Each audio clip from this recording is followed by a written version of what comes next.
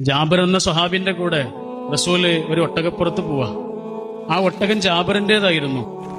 അപ്പോഴാണ് റസൂൽ അറിയുന്നത് അദ്ദേഹത്തിന്റെ കല്യാണം കഴിഞ്ഞു വന്നു. ജാബിർ എന്ന റസൂലിന്റെ ഏറ്റവും അടുത്ത സുഹൃത്താ. പക്ഷെ എന്നിട്ടും അദ്ദേഹത്തിന്റെ കല്യാണക്കാരി റസൂൽ അറിഞ്ഞിട്ടില്ലായിരുന്നു കേട്ടോ. റസൂലിന് അതിൽ യാതൊരു പരിഭവം ഉണ്ടായിരുന്നില്ല. റസൂൽ അദ്ദേഹത്തോടൊരു ചോദ്യം ചോദിക്കുന്നുണ്ട്, നിങ്ങളുടെ ഈ ഒട്ടകം വിൽക്കണോ എന്ന് ചോദിച്ചു. അപ്പൊ ജാബിർ റളിയല്ലാഹു അൻഹു പറയാം, ഈ ഒട്ടകം എന്തിനാ റസൂലിന്? ഇത് പ്രായമേറെയുള്ളൊരു ഒട്ടകമാണ്.